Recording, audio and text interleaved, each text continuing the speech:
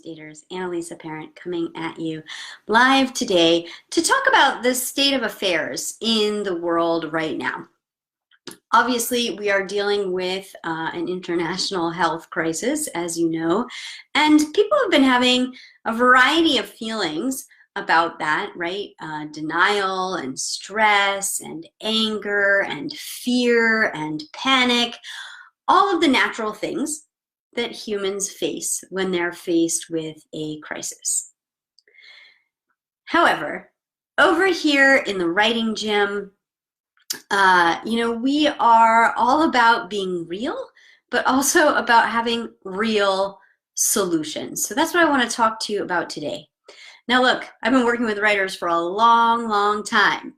And one of the most popular choruses that I hear from writers all over the world is, I wish I had the time.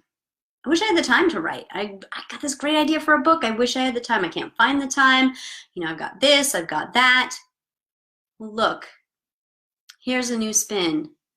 You have been given the gift of time. You've been given the gift of time, the one thing that writers say they wish they had more of.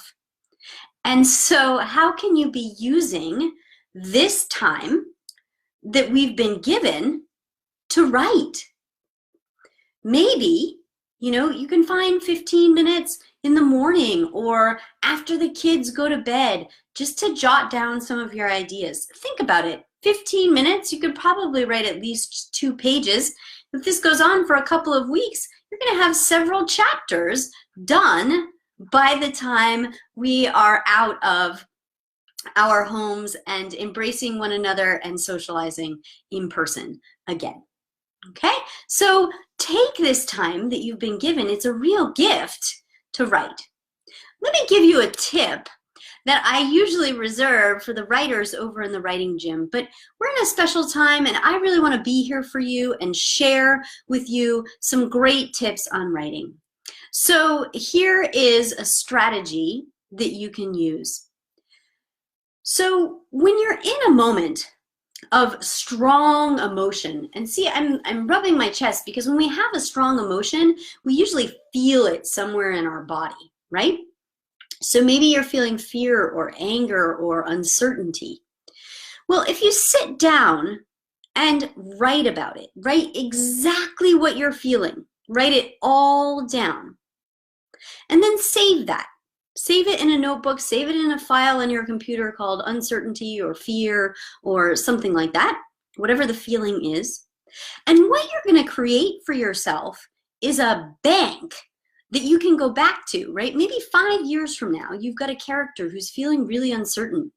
And you say, gosh, how can I get the emotional authenticity into this piece? Well, look, you created a bank for yourself where you can go back to that place, and it will be a distant memory at that point, and you can say, oh, this is how this feels, and your character is going to be in a different situation, but you can use that, extrapolate that emotional data to add to your writing, to add to the emotional authenticity of this piece. So here's the spin we're using over in the writing gym. We're going to always reframe it as a positive. 1, you've been given the time to write, the one thing that writers wish they had more of. And 2, you've been given the gift of emotional authenticity to really add to what it is that you are writing. I'd love to hear what you're writing. I'd love to hear which one of these strategies resonated with you today. Please drop me a note in the comments. Let me know what you're working on and how you're finding time to write during this international crisis. Always glad to hear from you. Annalisa Parent from the Writing Gym. Until the next time, happy writing.